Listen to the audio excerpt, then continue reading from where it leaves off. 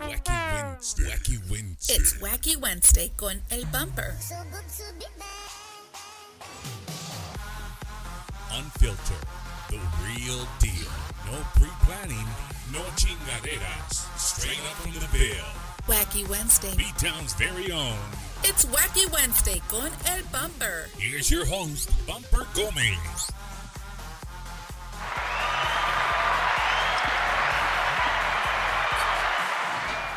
Yo, what's going down, everybody? I'd like to welcome you guys to another episode of Wacky Wednesday. It's live. You just saw my son come into the studio real quick. But thank you guys for joining us. I know we're all watching the TV. We're all checking Twitter and our social media for everything that's going on. And rightfully so, you know. Our country is... we're really looking forward to see who wins, regardless of who wins. You know, we want to see who wins. I mean, that's just, we're an instantaneous country. We want answers right away. But other than the election, man, I hope everybody's week has been going great. We've been working on the Tonight Show for quite some time, for like a couple of weeks. And if you're just joining us for the first time, we want answers right welcome. away. And I do this every Wednesday. I've been doing it since we started the COVID. People are staying home and just gave me something to do, something I look forward to doing. And I just like being real with people and talking about different people's lives. And tonight is going to be something that, excuse me, I just ate dinner. Tonight's going to be something that we have not touched, like not even the slightest little bit. It's going to be raw, and that's the way I like it. I like our videos to be as I was talking to my guest earlier today. There's no script, you know what I mean. I don't have questions written down. It's kind of just a conversation between me and her. And tonight's guest is a fellow Marine. She did some time in the Marine Corps, and we met through another buddy of mine who, if you guys have watched shows before, he actually calls in quite a bit. And that's my buddy Hector Rodriguez, all the way in New York City. He's like, man, you got to meet this girl. She's doing something great with her life. It wasn't like that, you know. She's changed, and she has a good message. So she didn't reach out, or I didn't reach out. I don't know. It was kind of one of those things where, you know, we couldn't get it. You know, we couldn't get we couldn't link up. You know, we couldn't get the link up going. So I'm trying to set my split screen here. Always, never fails. Nope, that's not what I want, Lauren. There we go. But yeah, guys, thank you guys again for joining in. This is your first time. Share the video, please. Just share it on your page. And I'll put my phone number up here a little bit later. She'll be taking questions if you have questions. But tonight's going to be really, really interesting. And before I bring her on, I want to throw this out there. If you call in with a question, hey, it's up to her to answer. There's no, I mean, I'm not over here. You know, she's in a different state. I'm not pinching her in the back of her leg saying, hey, you better answer this. So it's up to her to answer. But definitely it's going to be something you guys really want to hang out tonight. So without further ado, my special guest for tonight is none other than Miss Lauren Reed, all the way in lovely Denver, Colorado. Good evening. Thank you. It's really nice in Denver today, so I'm happy to be here with you all. Is it cold? No, it's actually been like 70 degrees. Oh, it's been wonderful. You know, my daughter just went up there. My daughter Jasmine and her fiance, they went up there a week ago, and they got stuck in a blizzard. They went to Colorado Springs, and she was like, Dad, we couldn't see, and the road. And I was like, man, she was showing us pictures, and I was like, whew, thank God I couldn't live in the snow. Just couldn't do it. It melts really quick. Yeah, definitely. Lauren, you we met through. I call him Rod. What do you call him? Hector now? I would assume you call him Hector. I think I call him Rod most of the time. You call him Rod. It's weird to call him Hector. Yeah, definitely. Let me put my comments on here so if somebody has something to say, I can see what they're saying. Second, I'll load up. Hey, I wanted to. Oh, echo. Oh, here we go with the echo all the time. No. Hey, can I get a thumbs up from the viewers if you can hear it pretty good and there's no echo? Anybody? Thumbs up, a heart, something. Uh-oh. Turn it down. How about now? Still echo? This happens to me every week. Oh, no. No matter how much we prepare it, this always happens for some reason. Okay, we lower it down. How about now, guys? She's got an echo. Okay, so we're gonna try this. We're gonna try this real quick.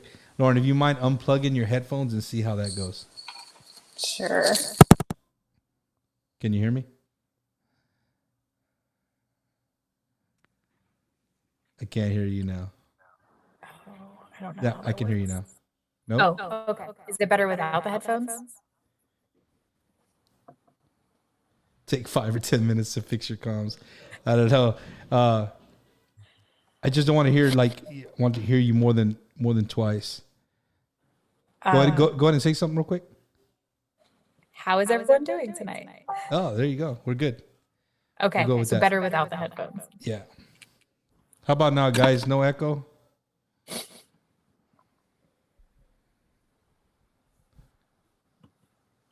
Anybody? All right, here we go. We'll go with this. We met through Rod, and when he told me your story, I had to sit down.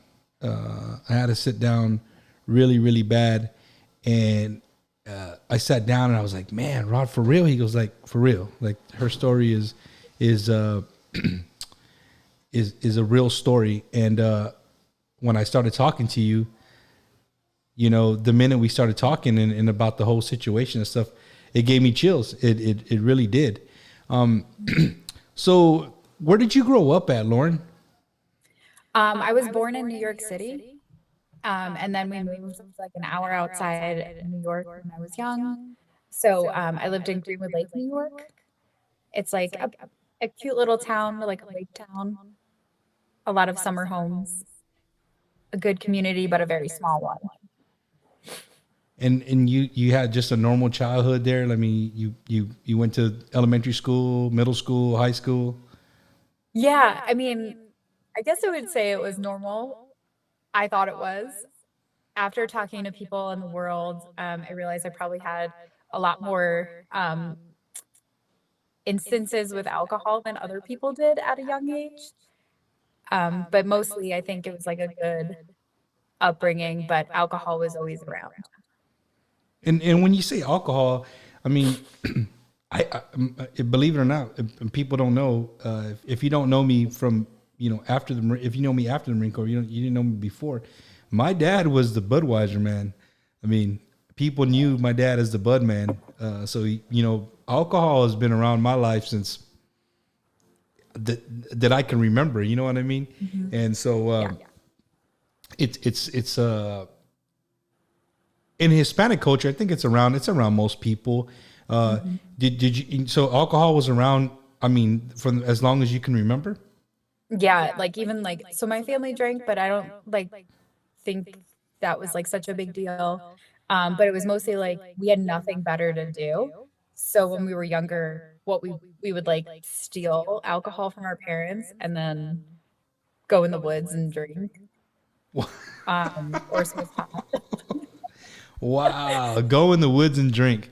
I think a lot of my friends can relate with that. We wouldn't go to the woods though. We'd go to people's ranches and just, man, you know, sometimes I think about my kids now, me being older, like, where were these parents at? How did these kegs show up at people's ranches, 2 or 3, 4, 5 keg parties? like who bought these? You know what I mean? How did they not know that all these teenagers were getting there? So Yeah.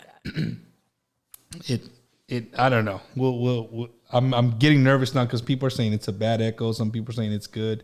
So just forgive me, Lauren. I'm not ignoring you. I'm just kind of It's okay. going in between here and there. Yeah. So you know, we're speaking on alcohol, and if the alcohol is something that I think as Americans we accept. You know what I mean? We accept alcohol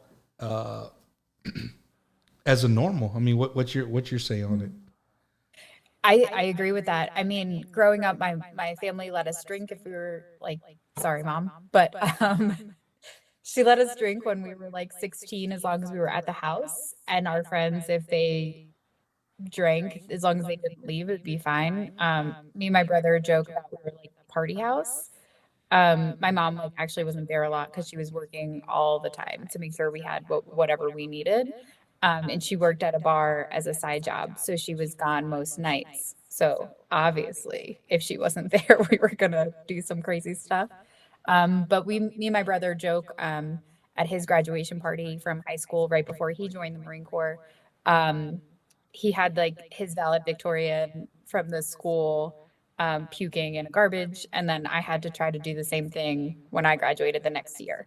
So we just kind of had like parties all the time, and it wasn't like anybody did anything crazy because we were all there together and like had, sometimes we had supervision, sometimes we didn't, but it wasn't like anything abnormal. Nobody got too crazy. Got you. Yeah.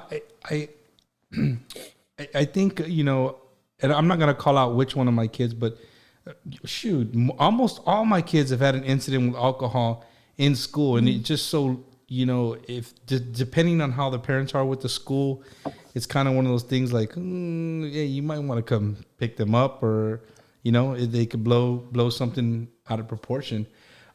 Yeah. So in high school, it seems like you partied a lot. You know what I mean? That's what I'm getting from what you're saying. Well, I didn't think it was a lot. I just thought it was normal. Wow. But apparently it was a lot. So it was just an every weekend occurrence, or like every 2 or 3 days? No, it'd be like on the weekends, like one night a weekend. Maybe every week, not every, I don't think it was even every weekend. I just feel like we'd always be together and there might be alcohol there. Or we would go like in the woods and yeah, I don't know. You keep mentioning the woods. There must have been a Well, lot of woods there. I lived in like the Appalachian Mountains, so like in a valley of the Appalachian Mountains. So there's woods everywhere. Got you. So Lauren, I usually start with childhood and kind of go through there, and we kind of touch. But I think I really want to get to almost the point, not the point, but I want to spend more time on the after part of what you're doing now. Yeah. When did you decide to join the Marine Corps? So I went to John Jay for the College for Criminal Justice in Manhattan. For about a year after school, after high school. And when I was there, my brother was stationed. He came back from Japan and he was stationed in North Carolina. So me and my friend Ron went and visited him, and we had our first experience with the Marine Corps. And needless to say, it also had a lot of drinking and it was a lot of fun. And the women that I met there were really cool. And they talked to me about being like women Marines, and just the whole culture seemed really interesting. And I couldn't afford to continue to go to school and commute into Manhattan anymore from where we lived. So I decided to drop out of school and join the Marine Corps. Yeah. And I mean, did you have a clue that joining the Marine Corps was gonna? I mean, were you looking at something that you said it was gonna like change your life, or it was just something you were like hey, I'm gonna do this? I kind of knew it was going to change my life. But I was really like interested in the college component. And well, in the military in general, I was looking at all of the other branches as well. But well, we know the Marines are the best. Sorry to everybody else who's not a Marine. And also, the Marines at the time did not, or I don't even think they still do, make women cut their hair. And my hair was much longer than it is today. So I kind of chose them so I didn't have to cut all my hair off because I Wow. didn't like So the way that. and I want my viewers to like really think about what she just said. When you think of a Marine, you think of like buzz cut. I mean, you're going all in. And here, we have Lauren saying that she joined the Marine Corps for the totally opposite of what you would think because they let her keep her hair long. So Yeah. that was that's pretty cool. That you chose that because I mean, I didn't see.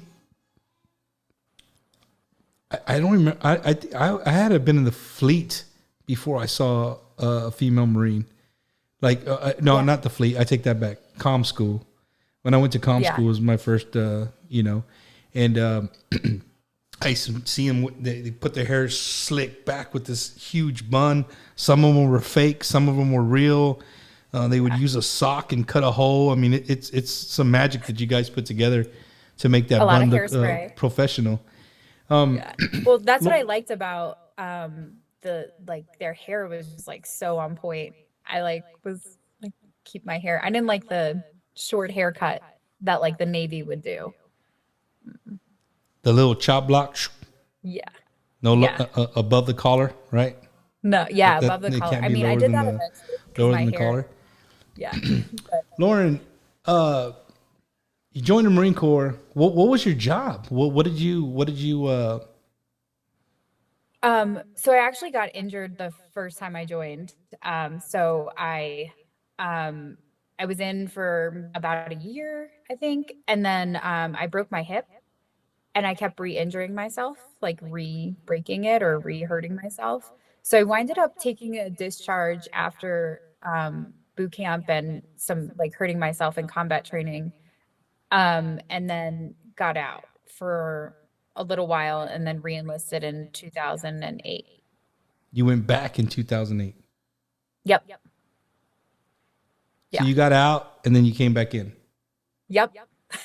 Okay, Because I'm a glutton for punishment, apparently. I'm with you. So if you're kind of joining us late, you're just joining us. My guest tonight is Miss Lauren Reed. She's a former Marine, and we met about 2 weeks ago, and we started talking. And one of the things that we're about to get to here is you had something happen in your life that you don't just walk in the street and meet people like yourself. And I'm just trying to set this up for the viewers. You don't meet people like yourself. You don't. I mean, and if you do, I mean, I've never have personally. I've never have. And if some of the questions that I ask you, if you feel that they're kind of, hey, it's cool. You don't have to answer them. You know what I'm saying? But Miss Lauren here was well. You know what, Lauren? I think better if you kind of told the story. Okay. Of how you ended up from 1 minute being this free, wild spirited Marine, just having the greatest time of your life to being behind bars. Literally, I mean, and all week I've been thinking about it all weekend, like you literally went from one to the other. Like there was no gray area, so, Yeah. yeah, if you can kind of just tell the viewers, maybe start that day that happened.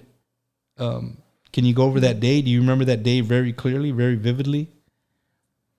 I remember most of that day, actually. So I remember I woke up really early that day and went from my mom's house in New Jersey over to Middletown, New York, where the recruiter's office was, because I was on recruiter's assistance because I had re-enlisted and they didn't really know where to put me yet. And then, so that's where I met Sergeant Rodriguez or Rod. And he and I that day did some like PT in the morning, and then we went to a couple high schools. And then that night, so it was July 25th, 2008.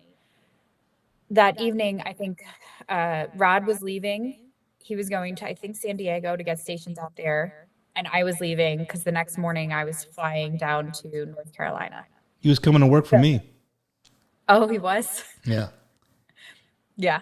Well, we were having his going away party that night and my going away party that night. So I think we like ate really early in the day. And we were just running around getting like things together. I was helping Rod with his storage unit or something like that that day. I don't remember exactly that. But so that evening about like 7 o'clock, we went out to this bar in Middletown, New York. And so I'm going to say this and I hope that nobody gets in trouble. It's been a long time. So we drove the government vehicle out to the bar. And I know that that's really not great, but that's what we did. He's out. I think you're in the clear, Lauren. That's good to go. I was like, oh, nobody gets in trouble. Yeah, so we drove the government vehicle out to the bar because it was a minivan and fit more people in it. And then we were there and we were playing like different games and stuff like that. There was different branches. So like it was Marines, it was people, like all the recruiters in the area were there. Army, Navy, maybe not the Air Force, but like all of us were out there. And no Coast Guard, I don't think. Army definitely was there with us. And we were just having like a blast. So maybe around like I'll say like 11:30. There was like some people that got like too drunk. So we decided that they needed to go home. So we got everybody in the car, in the minivan, and we drove some people home, walked them into their houses. They were definitely too drunk to walk in by themselves. And I think I was driving the government vehicle. I'm 99% sure I was. Dropped it off and then was ready to go home. I went and got in my car. And my mom's house was in New Jersey and she was going to drive me to the airport in the morning. So I was driving out to her house from Middletown, New York, which is about a 45-minute drive. That same night, that same like you got to your house and you're like, hey, I got to get to my mom's tonight. Well, I went to the office with the government vehicle. Okay. So I dropped the car there and then got in my car and was like, I got to go to my mom's. So I don't know how long that took. I think. So I was driving to my mom's, which is about 45 minutes on back roads in Sussex County, New Jersey. Well, from Orange County, New Jersey to Sussex County, New Jersey. I mean, Orange County, New York to Sussex County, New Jersey. And at some point, I just remember like waking up and I was like looking around me and everything was shattered. And I couldn't get out of the car. I couldn't open my like front door. I tried to open the passenger side and I couldn't open it. I winded up crawling into the back and like pulling down my military uniforms that had just been cleaned. And then my face was like bleeding all over them. And that's when I noticed that I was bleeding.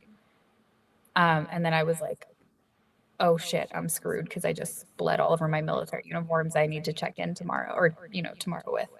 So I finally like tried to get open the door and I couldn't. And I was able to like kick it open and it like flung open and then flung back closed. And I was like, holy shit, what is going on? So I like pushed it back open again and was able to get out of the car. And when I got out, there was like people around and I didn't know why they were there. I didn't know what like happened. And I remember the people that were there just telling me to like sit in this like white, like a chair that you have, like a plastic chair for like your lawn. And I was like, had put like a towel that I got out of my trunk at some point on my face because I was like gushing blood. And I didn't know like what had happened, but I kept asking everybody what happened and nobody would tell me anything. And then I noticed that there was like blood on my car. So I thought maybe I hit a deer because like my car was like the windows were all shattered and like the roof was kind of caved in. Um, I wasn't really sure what happened, but I started to walk towards the front of my car and I saw a yellow motorcycle laying there.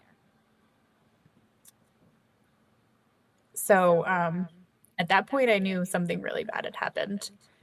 Um, and then I was asking everyone where the person was, and no one would tell me. The next thing I remember is like being in an ambulance, and the cop like reading me, I guess, my rights, and I wasn't really sure what that meant or what that was. And then they told me to like call somebody, and I think I called my boyfriend at the time. I'm not 100% sure on those details. I don't remember some of the stuff after the accident. Um the next thing I remember after that is like waking up in the hospital. And my family was around me. My brother, my my mom's husband, Kevin, my mom, and I didn't understand what happened. And my boyfriend was there too.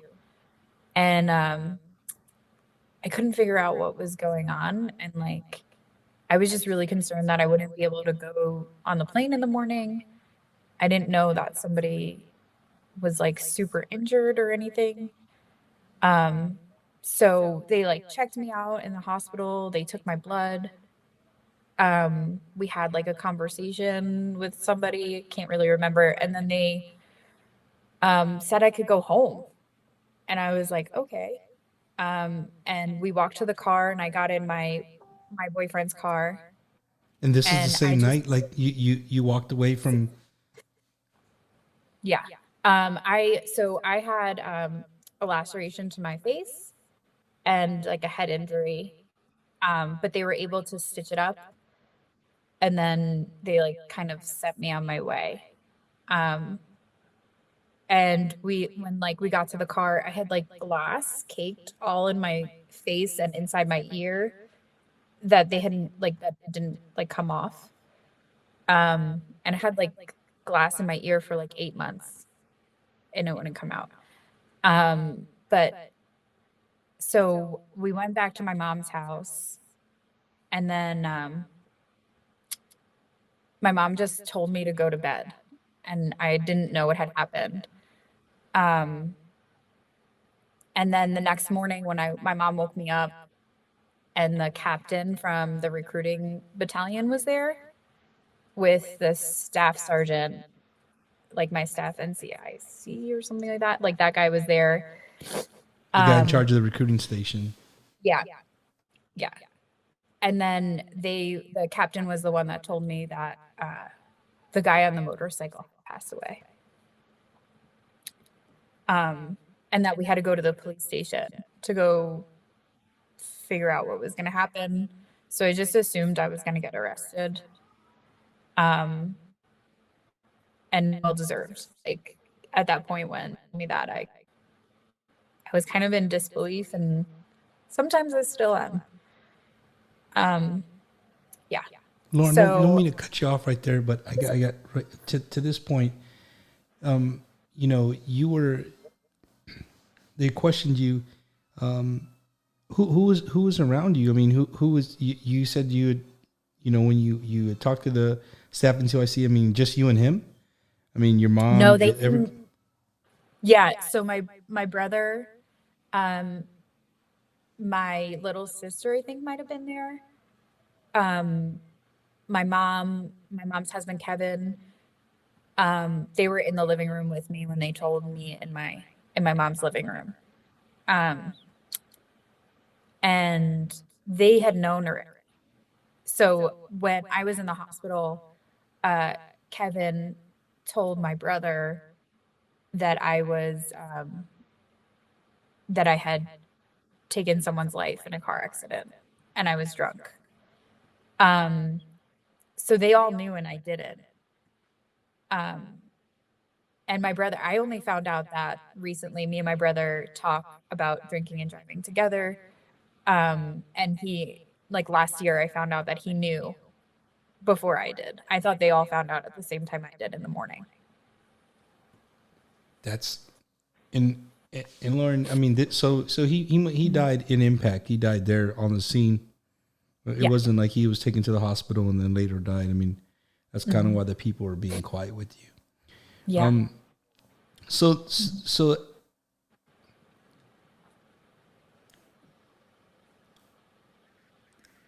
I want, if you can explain, if you can, then it's, how you felt the moment that those words came out of that gentleman's mouth, that you had taken another human being's life with your vehicle. I think it'd be like disbelief. Like, how could that have happened? I didn't feel like I was too drunk to drive that night. I couldn't, like, I don't think I just, like, I couldn't understand it. I guess it's like something that you would never think that happened. You think, like, especially being a Marine, you think you're invincible. And you think that nothing bad could ever happen to you or you couldn't do anything bad. And I just, like, I remember just being like in disbelief. And then we went to the police station after they told me. And the police gave me 2 tickets and like let me take out some of the stuff in my car. And I just asked the guy, like, when am I going to jail? And he was like, not now. And I was like, wait, I don't understand. Like, if someone dies, you go to jail. Like, that's what happens. So I couldn't understand, like, I couldn't comprehend what was happening, but I think that is probably the only reaction. Like, I was just devastated and I couldn't understand what was happening. It's just so overwhelming to take all that in at one time. I mean, I can only imagine. So, you leave your mom's living room and you follow these guys, and I'm sure they probably take you into a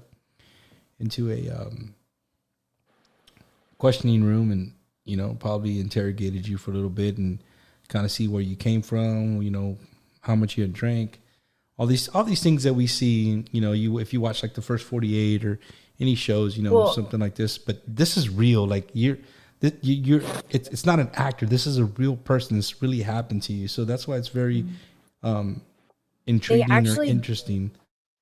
They actually didn't arrest me right away. They gave me those 2 tickets. And then, so my accident happened on July 25th. And then on August 2nd, it was a Saturday morning, they came to arrest me at my mom's house. And they arrested me. Well, they came into the house and my little sisters were there.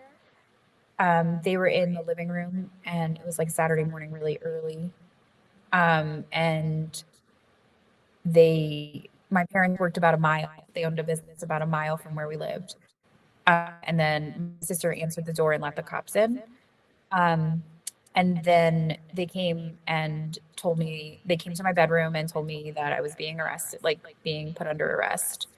And by the grace of God, they let me call my mom and call my lawyer before they put handcuffs on me. But they didn't let me get dressed. Like, I was in basketball shorts and a tank top. And then they took me out. I asked them if they wouldn't arrest me in front of my little sister, because she's 10 years younger than me. So I was 22 at the time and she was 12. And my other stepsister was there, and I think she was about maybe 14. And I just didn't think if they would let me go outside, and then maybe they wouldn't be able to see it. I only also recently found out that they watched from the bedroom window, me getting arrested in the driveway. Um, that was really hard because they looked up to me and I was like the oldest. I'm the oldest female in my family. And they were like looking up to me and then they watched me get arrested. So, but that was about 7 or 8 days, about a week later. So 7 days, you just pretty much stayed home and just thought about, I mean, you know, in your head, you're probably going through a million different issues in your head, like what's going to happen, this, that, and the other. Yeah. People are asking questions down here already in the comments, Lauren, and Okay. what they're asking is and I want you now that I just saw this comment and it just hit me like a ton of bricks. I grew up with my buddy Philip, and he's commenting down here, and he actually he lost his daughter due to his negligence, you know, and some of the questions that he's asking, like, you know, if he knew his name, if he knew his family, and I'm gonna, you know, I'm gonna ask you for sure, but I just wanted to give a quick shout out to Philip and let him know that I'm not ignoring him, and I know that this hits home, and this is why I do these shows, because you never know. You never know how this is going to affect somebody, or how somebody's story can affect you. You know, maybe you hear something that he hasn't heard from the other party. Maybe hearing from you. Maybe, you know, I don't know. But I'm like Rod said earlier. I want to thank you for sharing your story. That's not an easy story to tell. And if you're just joining us late, you know, my guest tonight is Miss Lauren Reed, a former Marine who took a gentleman's life, you know, with a DUI. You see it in the movies, you see it in shows, but to meet somebody and actually talk to you face to face, it's different. I want you to, like, our conversation we had the other day, and I was going to pick up my grandson. We had a good conversation on the way down when I was driving to pick him up. You know, we were talking, so, you know, some of the questions, and you just spat them out like nothing. And that alone amazed me. You know, just, you know, you were sincere. And the story doesn't end here, folks. Like we're just barely touching the surface here. And I'm just trying to get people who caught up, who just kind of just jumped in. Lauren, but you get arrested, and now you're in this room, and when they get up to tell you, hey, you're being charged with blah blah blah, and they take you away. I mean, what can you remember what you're thinking? I mean, I know I'm asking so much, like, what were you thinking at this time, but can you go back? I mean, and actually feel what was going through your head? Can you remember? I just remember being like full of shame. The whole time, like, my lawyer told me not to talk to them, and they were asking me questions, and it didn't, like, I couldn't say anything. But if anybody knows me, they know that I'm like super honest to a fault. So I like it was really hard for me not to tell them like everything that they were asking. So that was like the first time I had ever been handcuffed in my life. And I was put in the back of the car. I was driven to the police station, and it was in August, and it was like I was sitting in a holding cell for what felt like forever. I don't even know how long. And it was so cold, and I was so scared, and my hand was handcuffed to the bench, and I just, like, I had no idea what was going to happen. I'd never been in trouble before in my life. Right. So I just remember being like full of shame and like just kind of like in that space where, like, okay, this is what my life is going to be like. So From that day forward, that was what your life was going to be like. that's what I thought. Yeah. And so, I actually went to the jail after being in the it was like a state trooper in New Jersey's like precinct. And I was still active duty military at the time. I wasn't discharged at that point.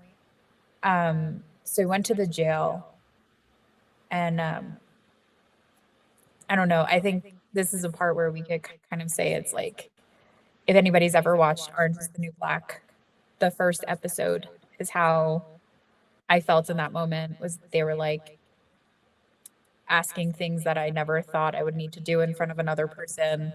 You have to strip down and all that stuff. And um, then I was put in a cell by myself in a orange jumpsuit. Um, and just had to wait to figure out what was going to happen. But I was blessed. I was only there for like 2.5 hours that day because I was active duty military. I was bailed out pretty quickly by my parents. Actually, my aunt, her name was Aunt Susu.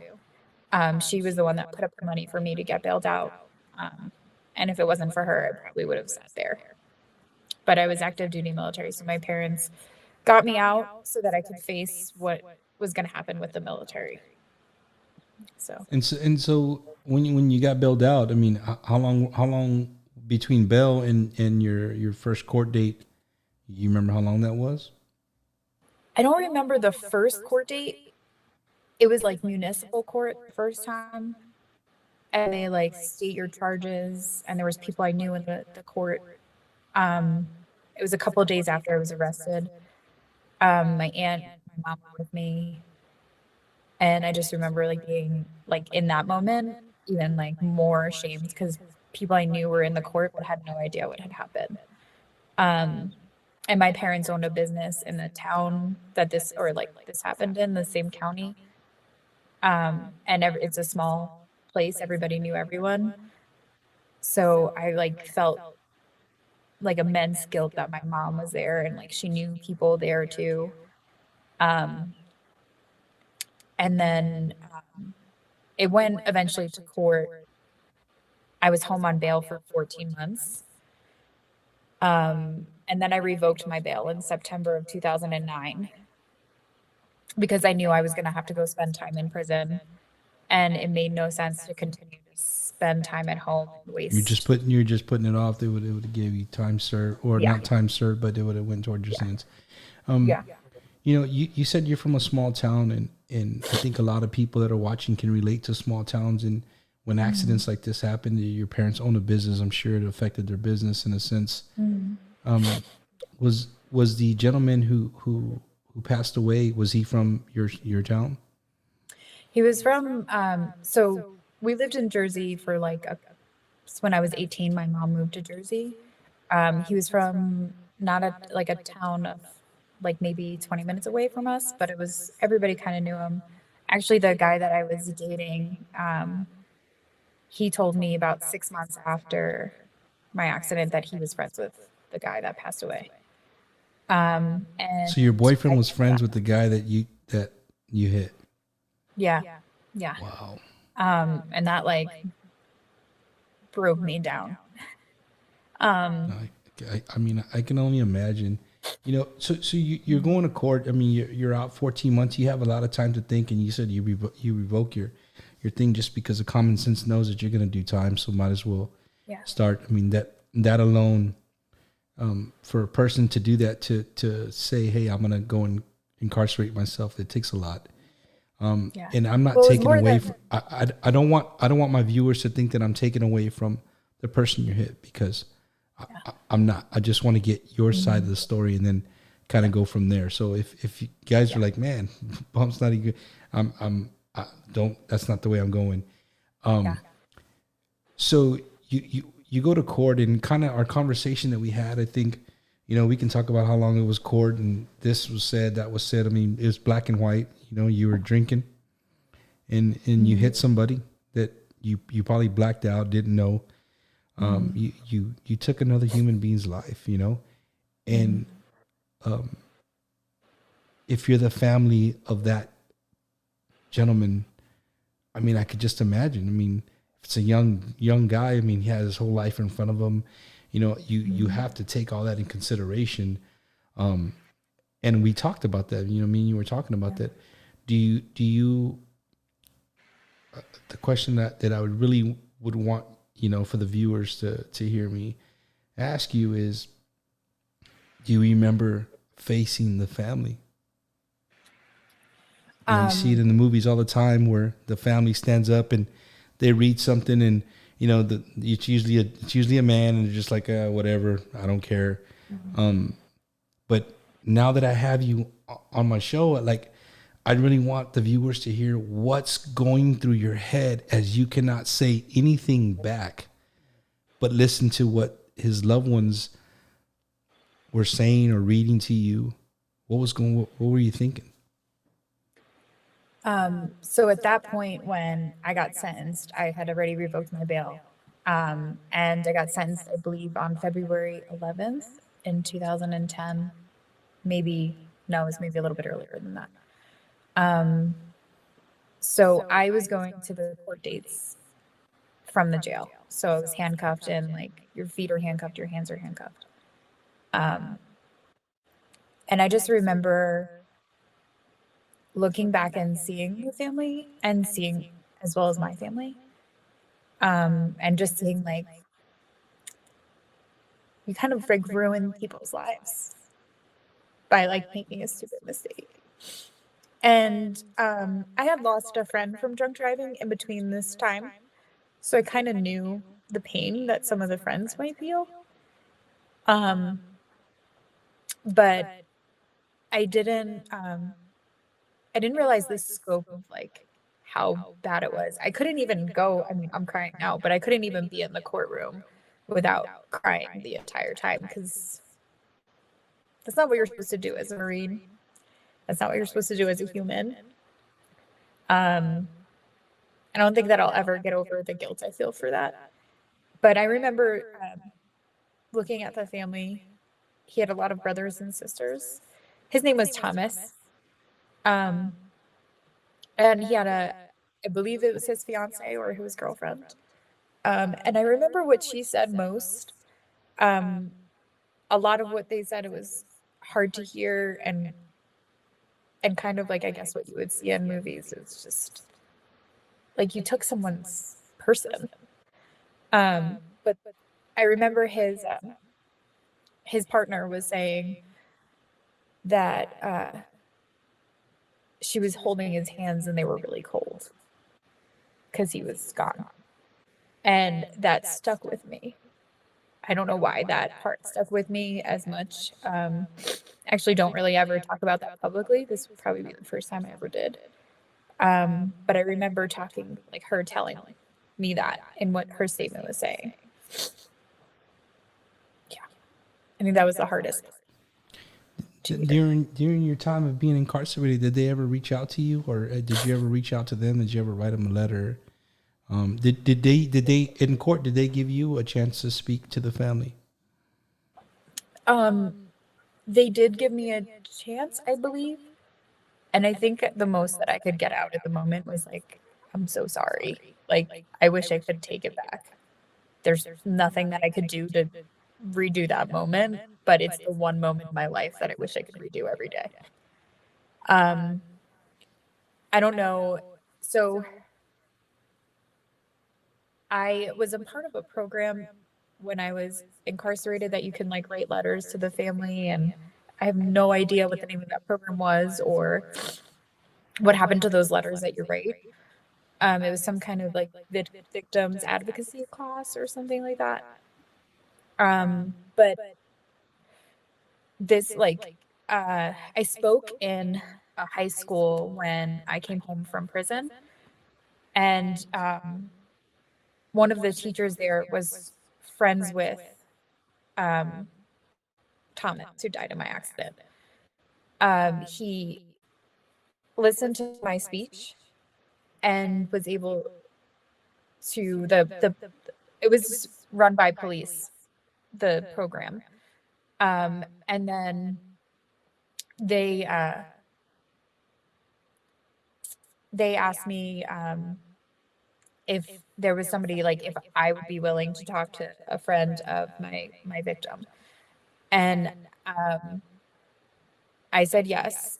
And I don't even remember his name. He was a teacher there, and I'm not going to say the school because I don't want to, you know.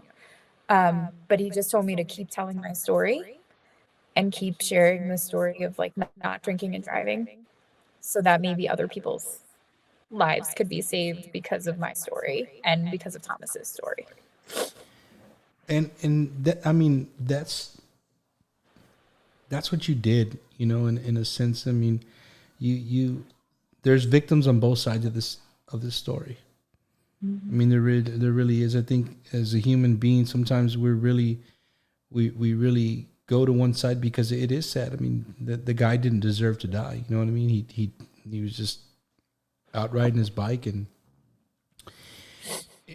you know, I had my next door neighbor Ted. I mean, when your story hit home, I mean, my kids right now, when you said yellow motorcycle, I'm not even exaggerating. I should have turned the camera. I had about 3 faces in my French doors to the office here, looking at me with just these eyes, because that's the same color bike that my buddy Ted was on. They got hit by a gentleman not even a half a mile here from the house. I'm going to go to some of the comments, Lauren. And again, you can answer if you want. Sure. Let's see. Well, here's one. Your story will touch others, even myself. Sometimes you feel okay to drive, but you're not. Thanks for sharing. My Aunt Robin, she asked, if you ever have you gone on with your life, and how do you deal with the guilt? Have you ever taken another drink again? I think the only question I would want you to answer that one is, have you ever taken another drink? I did actually after my accident. Part of the reason why I revoked my bail was because 6 months after my accident, when I found out that my boyfriend was friends with Thomas, I just started drinking. I called up a friend and I was like, take me to a bar.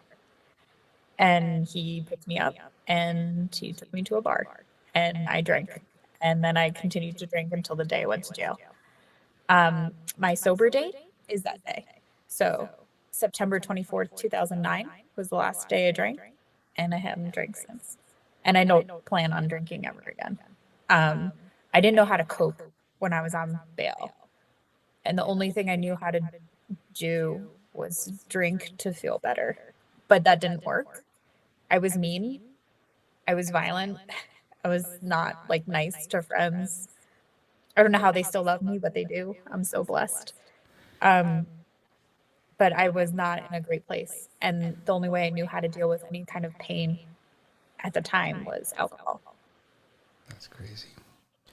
And everybody has their niche, man. You know what I mean? It could be alcohol, it could be drugs, it could be, you know, I mean, there's so many drugs. It's like I said, you know, alcohol is a drug.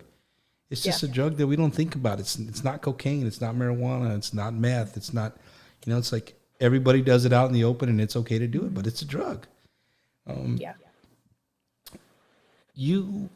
There is drunk driving in general hits people in all kinds of different ways. You know what I mean? And I'm just so glad that I could get you here on Wacky Wednesday and kind of speak your side, so people can kind of get a view of what it's like to be on the other side, to be the person with all eyes on you. You know what I mean? All eyes are on you. You know, you're the person that did this. You caused all this pain. And again, you didn't just cause pain just for yourself. You caused pain for your family, for Thomas's family, his fiance.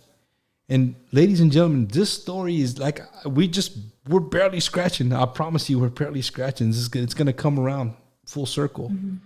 And Lauren, you mentioned, you know, orange is the new black. And I think I put that in my little preview that I do for the guest. You know, I think besides Scared Straight, Orange is the New Black, maybe some like the show where they put the undercover people and they try to figure out which one is a snitch and stuff like that. We don't get a picture of what it's like for you weren't a criminal. You weren't a person who had been in and out of jail. You weren't a person that was, you know, you drank a lot.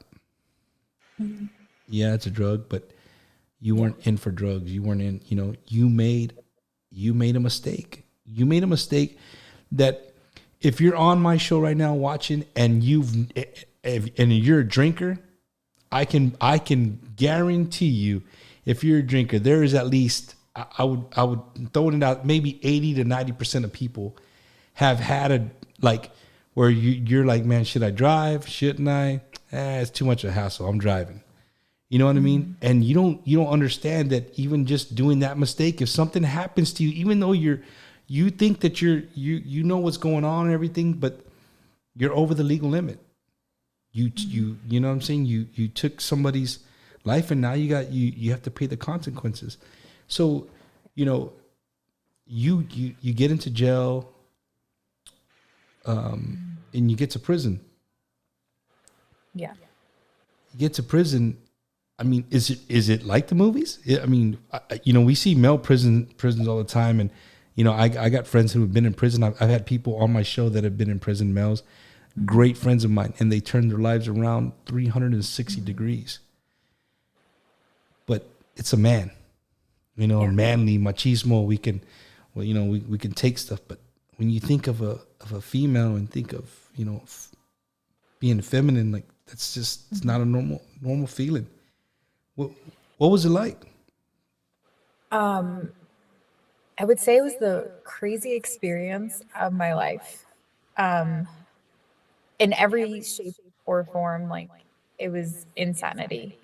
I had never been in trouble. So it was the first time when I revoked my bail was the first time I was going to be in jail for a long time. I was in the county jail for 6 months. Hey, when you said that, that's a question somebody just asked. You're in county jail for 6 months. What did the judge sentence you to? Oh, so the judge sentenced me to, I had a 5 with an 85. So I got charged with vehicular homicide in the second degree. In New Jersey, they have this 85% law. So you have to do 85% of your time before you're eligible for parole. And then you have to do, in my case, I did 3 years of parole after. So I was sentenced and I'm a violent offender. So when I went to jail, I had a red wristband that they had with your ID on it. And I guess that meant for violent offenders because everybody else had blue. And then I went to the prison, and because I was classified as a violent offender, I had to spend half my time at maximum security before I could go to minimum security prison. So you're in there with some serious criminals. I would say I don't really talk about most of the people that were there, but if you've seen them on TV, and some people did commit some crimes that you would see on TV, they'll be there.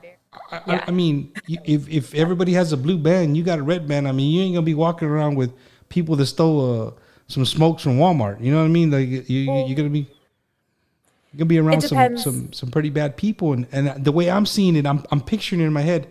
You're this sweet, young 22-year-old, 23-year-old Marine that had her whole life in front of her, made a mistake. You went out and drank. Mm-hmm. Was it yes? I mean, again, I don't want anybody to think that I'm taking away from what your crime was. Mm-hmm. But you paid your time. And some people will they'll come on here and I mean, some people think, hey, a life for a life, or I mean, some people think like that. You know what I mean? So a total was 5 years. Yeah, I got 5. I was facing 10, and I got 5. But there was a lot of women in prison for the same thing that I did. And the sad part is that there was especially Black women in there for a lot longer time than me. Same crime, same situation, basically. Man, Lauren, you're opening up a big old can of worms right there. Sorry, but it's look, I'm glad you said it, because I want people to hear it right here. You're hearing it right now On Bumpers Wacky Wednesday, Lauren did it. She's been around. She just said something right now that we just ignore all the time. It comes out in the news, like, no, it does. Right? She just said it right now. Same crime. And their sentence was way worse because of the color of their skin. One woman had 20 years for the same thing. God, and then you meet people. So in maximum security, just to kind of go on a tangent in the subject, which is very important to me. I remember being in maximum security, and I was one of very few white people in maximum security. And the first day that I went down to minimum security, the first thought that I had when I went to the mess hall was, wow, this is where all the white people are in minimum security versus maximum security. Doesn't mean that their crimes were any different. It just means that they were sentenced differently. Man, dude, that hits me like a ton of rocks, man. That's, you know, just in the state of the country that we're in, and things, just everything all together, man. It just all kind of melts together. It brings a big knot to my throat to know that you could sit there and you being there, you knew that. It changed my perspective. I didn't know what I know now before I went in.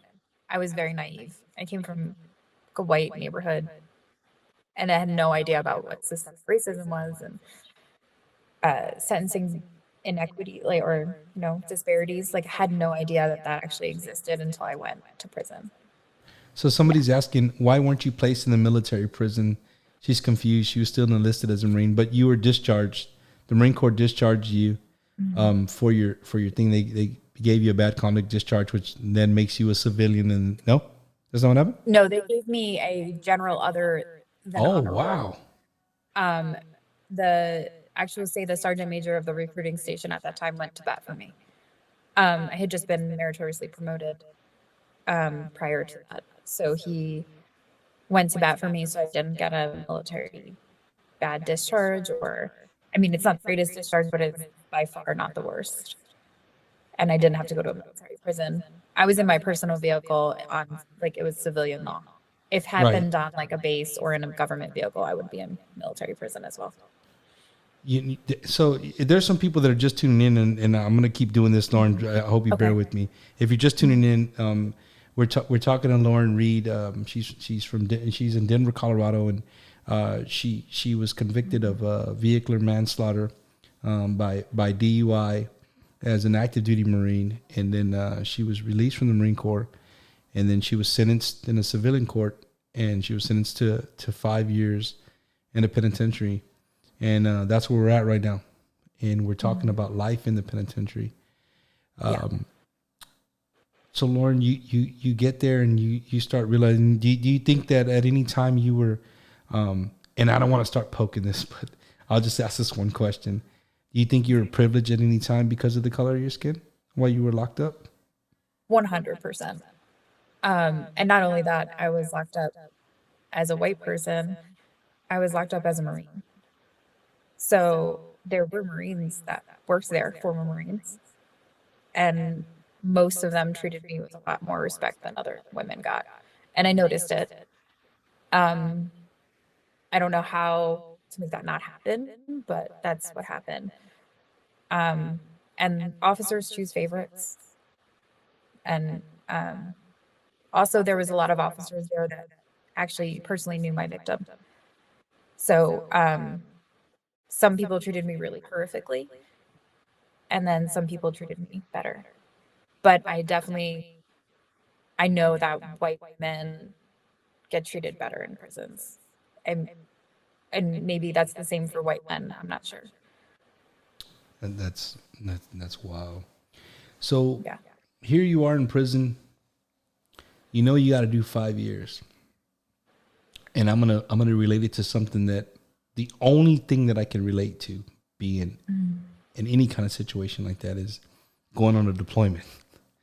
Going on a deployment for a Marine is like, especially if you know it's 7 months or you know it's 8 months, 9 months, whatever the case would be, or if you're going overseas for a year or whatever. The minute you leave, you going for a year. We start with we got 364 days in a wake up. We have 363 days in a wake up. Like every day you look forward to just scratching another day on the calendar. Yeah. Man, but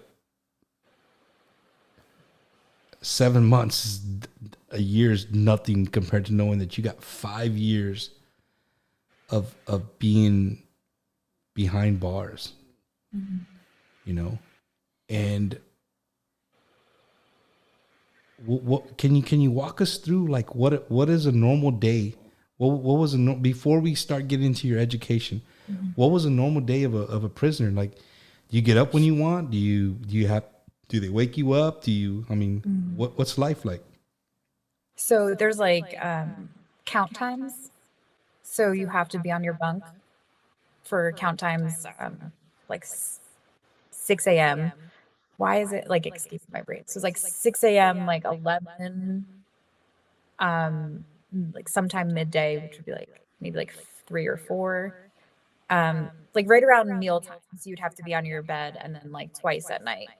So you got counted 5 times a day. So they knew where you were. The times right now are weirdly escaping my brain. I guess that's a good thing. I'm starting to forget some of the stuff. So every day you'd wake up, you'd be able to like during count time, they counted you, and then you'd have to rush out to be able to go to mess, to be able to get like breakfast. And if you didn't have your own commissary and you couldn't afford it, you had to go to meals. So at 6:30, you had to be lined up, ready to go, depending on what unit you were in. And then you would get to mess, you'd come back. And then you would either go to your job if you had a job, or maybe you would go to class. Sometimes you would go to church, depending on the day. They had the Catholic services on Tuesdays, and that's the church that I went to. I think it was when I was in minimum security, I started going to the Catholic services. But so basically, you'd wake up, you'd eat, do something in the morning, either class or work. Then you would go back to your unit for count time. You would be there for half an hour while they did count, if it went well. And then you would go to mess right after. And they would call you out by unit. So it's not like the movies where you just like can lounge around all day and be like, hey, all right, I'll go to my cell today, and you sit around and watch TV. Because a lot of people, that's you know what I mean. You get, there's a lot of angry people because our tax dollars go to this. They'll tell you how much it costs to keep a prisoner, and then you know what I mean. Some people, like in Arizona, the sheriff over there, he put these people to work. Like they're not just going to sit in here and collect tax dollars and stuff. So that's kind of why I'm asking, like, what if you're accounted for or whatever. Did you make any friends while you were in there that you still stay in contact with now? What you would consider like lifetime friends? Yeah. Actually, I just want to shout out to my friend Summer today. She got off parole. So in New Jersey, they have like this new law that let people out because of COVID, because New Jersey has like the highest rate of deaths inside. So a bunch of people I know got out of prison today and also got out off parole. So my brother was also incarcerated. He got let off parole today. And my 2 best friends, Eric and Summer, both got off parole today. So it was a great day. That's cool. Yeah. Today? Just today? Today, like today. Wow. And then you're here with me. That's great, man. God is good. God is good. Yeah. They are. Lauren. And they're doing wonderful things. You said church, right? And I hadn't seen like in any, I was just waiting the whole time when you were talking before the accident, after the accident, the 14 months while you were waiting. I never heard the 3 letters. I never heard God until now. Yeah. And it throws me back. It throws me back to remembering that sometimes that I only asked for God and I only looked for the Lord when I needed Him. When it was and it was important to me. Did you feel that way? Did you feel that you found Him more once you were locked up, or you were always? I would always go to church with God. maybe not always. I would go on occasions with him. We grew up Catholic. Um, but I was kind of mad at God when this happened. I was really angry. I kind of blamed God, which I don't think is fair because I think free will is a thing. But I also know that I could have easily died as well. So I knew that I was a vessel for some reason, and I didn't know what that would be exactly. I know now it's like for a message about drinking and driving and the rest of my story, as you'll hear. But I just know that I was really angry at first, and it took me a long time to decide to actually go to church. When I went to minimum security, they had a little chapel, and it had pretty like stained glass windows. So I started going to the Catholic services because I had a Bible the whole time. I had a Marine Corps Bible actually, the whole time, and it was really important to me. And I read the Bible, and I was very interested in it and learning more. I took religion classes when I was incarcerated, but I kind of started to feel peace when I would go to church. And then I met like my husband through writing letters in prison. He was also incarcerated. It's like a long story, but we'll just say. Whoa, so real quick. So your husband ended up being your husband. You met him. He was a prisoner as well, kind of pen pal kind of Yes. thing. Oh, that's Yeah. cool. Yeah. And he was really, him and his brother are very religious. They were saved while they were inside. And my brother-in-law should be a pastor because he's incredible. My husband passed away about a year after incarceration from cancer that he got while he was incarcerated and was mistreated. So let's stop But right there real he- quick. Okay. Your husband, you after you got out, you got married. You both were out of prison when you got married. Yeah. And In November of 2013, Jacob Reed was my husband. That's my last name now. He was diagnosed with stage 4 esophageal cancer while he was in the halfway house, and then was brought back to a prison in South Jersey, where they gave him a botched feeding tube surgery and left him for 4 days without pain medicine or anything, any kind of antibiotics or doctor's treatment for 4 days because it was a holiday weekend. His parents and friends went to bat and got him medically released, compassionate release from prison early. So I got home in December of 2013, and he was released in February of 2014. He went from 240 pounds as a bodybuilder to 130 pounds when he was released from prison on basically his deathbed. He got better treatment, obviously, outside, and he was able to thrive and start gaining weight and doing really well. Always had this incredible faith in God that it's untouched. I've never seen, I mean, my brother-in-law is pretty close, but I think Jacob was the most faithful person I've ever met. And on December 27th, 2014, we got married. And about 24 days later, he passed away from cancer. We didn't know he was as sick as he was. The cancer went into his lungs from his esophagus. so you guys heard me say earlier. I made a quick comment where I said where this comes full circle. And those of you that are just tuning in late, we were talking to Lauren, and Lauren said, "Hey, when she was the family was speaking to her on the court, his fiance, Thomas's fiance, told her talked about his hand going cold in her hand, or him, her holding his hand and it turning cold from him being passed away. Yeah. And life does a full circle here.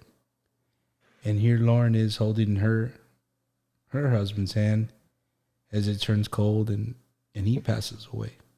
Mm-hmm. So in a sense, it came around full circle, and not, and nowhere, Lauren, do I mean, and like God's punishing you. That's not what I mean. I'm just saying that the story just does a full 360, and she's who I thought about in that moment too. I like understood her pain in a way that I would never wish on someone. That's Lauren, right here. For my viewers watching, I'm gonna put this up there. And I, maybe 1 or 2 calls tops, because calls usually go like 5 or 10 minutes, and I really want to stay with your story, but I want to give people a shot. If you guys want to call in and you got any questions for Lauren that maybe I haven't touched on, or anything, you want to call in, the phone line is open. That's my number right there. You can call in, and you're gonna be live on the air, and you'll be able to ask questions. So I'll leave this up here for a little bit, see if somebody calls in with some crazy area codes. Hopefully it's not a bill collector. But yeah, if you want to call in, there it is, 949-456-7576. And if you're tuning in on Lauren's behalf, I do this every Wednesday. You guys can tune in. I do Wacky Wednesday every Wednesday, 7:30 Central Time. We always talk about different things, whatever it may be. We're doing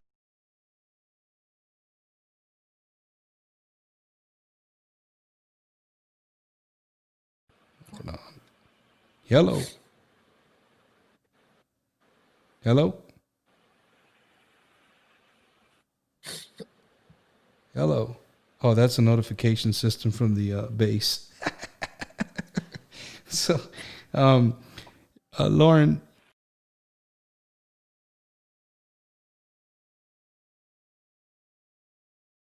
Oh. I just lost your sound. There you are. Hey, is somebody there? No? Let me call him back. See how it goes. Why is it playing music? Let's see if they answer. Hello? Hello? Hello? Anybody? Oh, there's one. Hello? Hello? Nope, nobody. I don't know why. Is it the speaker?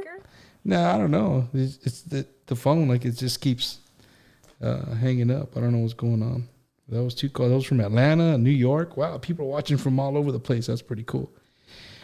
But again, I do this every Wednesday, so we always talk on different subjects, and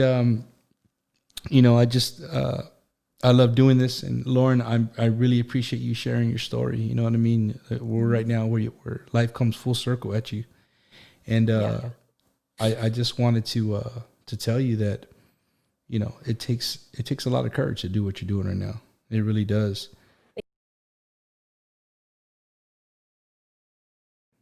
Hello. Hey, how you doing? Is this Caroline?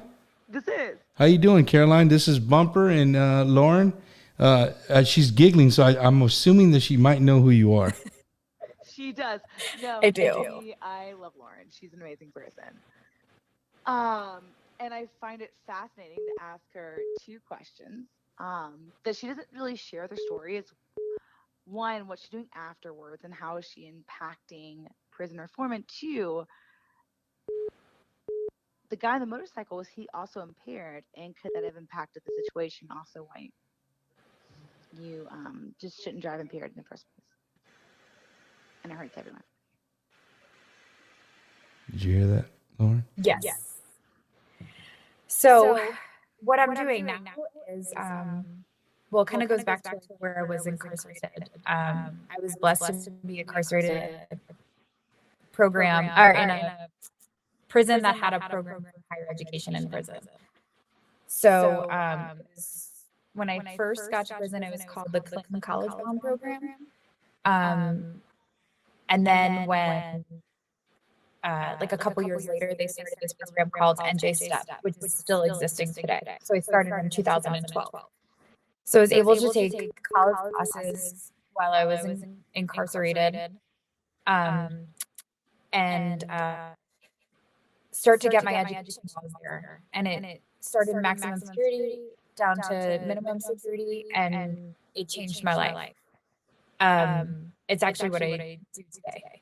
So today I work in the field of higher education in prison with the Alliance for Higher Education in Prison.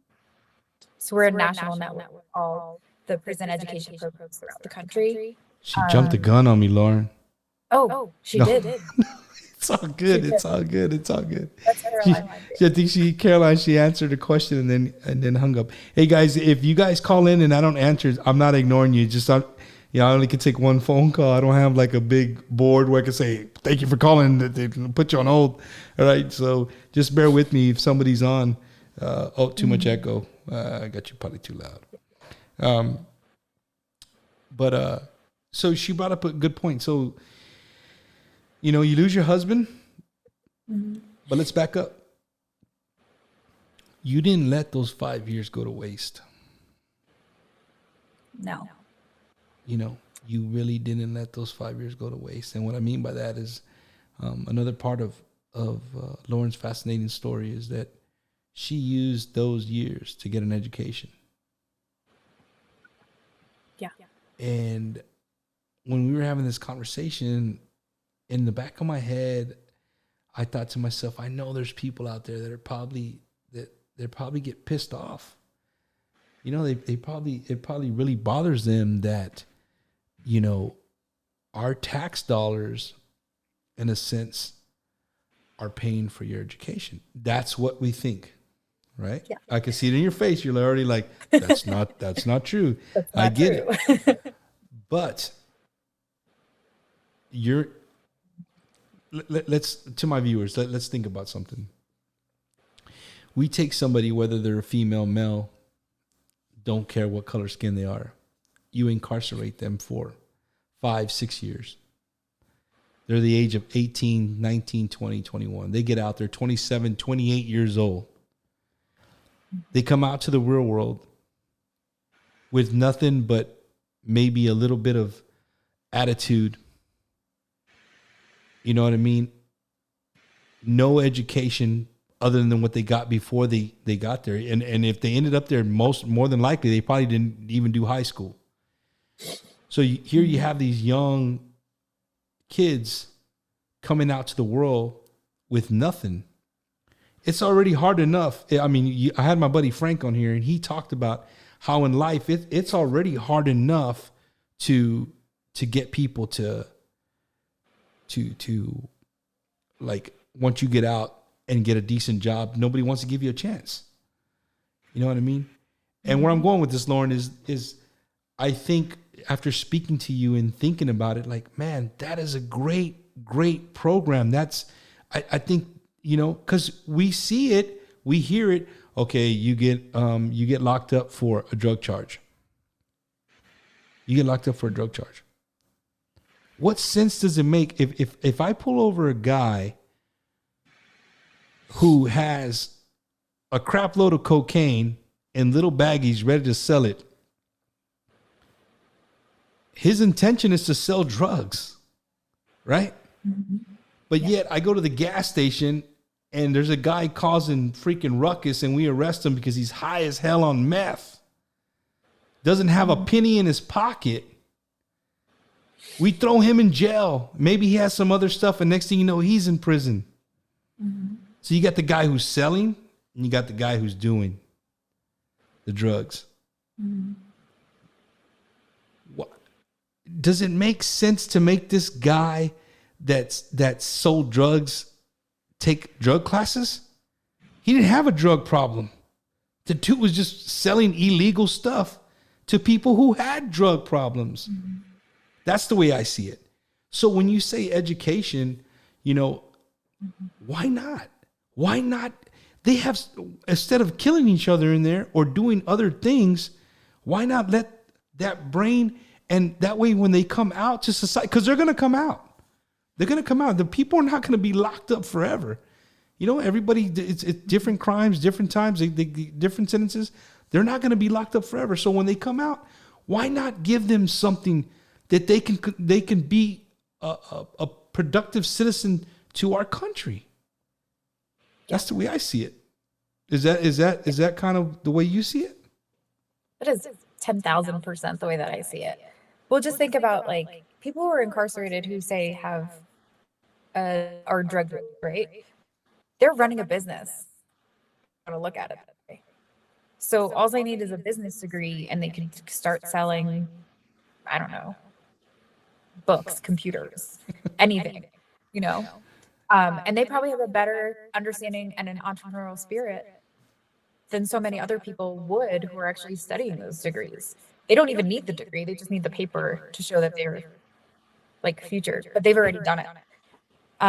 Some of the smartest people I've ever met in my entire life are or have been incarcerated. I mean, they shocked me. Like, I have no idea. Like I've been through college, and sometimes the concepts that they talked about, I'm blown away by. But I think so. I think a lot of people. I want to mention the funding issue really quickly. A lot of people think that your tax dollars are going to pay for college, but that's actually not the case. In most cases, there's a very few states that have like a line item of education in their budgets. Most states, it's people who have, money, like who are wealthy, the rich, who are donating to these programs. And most of the programs wouldn't survive without that. Right now, the Pell Grants are, they have like pilot programs to get the Pell Grants back inside, but those Pell Grants, that money is sitting there no matter what, right? So everybody has money for Pell Grants to go to prison or to go to get education, sorry. So it also includes the people who are currently incarcerated. So I think there's 67 programs, I'm not 100% on the number, that are in Pell pilot programs. And there's about 300 programs throughout, maybe 320 programs throughout the country in our country's prisons that have higher education. So that's like 7,000 prisons that we have, and we have 300 programs.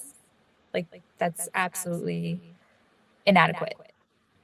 So, I mean, I've spoke about that on like other podcasts or other opportunities before, but we don't have enough education in our prison systems. And you were right by saying people are going to come home. They're going to be your neighbors. You would look at me and not know that I've been to prison. So I don't look like you see on TV. And I know that. And I mean, you're right. The stereotype. You're right, because the stereotype, and I'm going to say here in where we're like California, New Mexico, Arizona, Texas, Florida, like southern states, dude comes out and he's got full tattoos everywhere. I mean, that's our picture right away. Boom, that guy's been in prison. Yep. Right. I mean, these aren't professional tattoos. These are tattoos done with a single needle, a guitar string, and some burnt plastic to make some ink. You know what I mean? Like you know right away. You can spot them a mile away. Yep. But I have one of those too that you can't see it.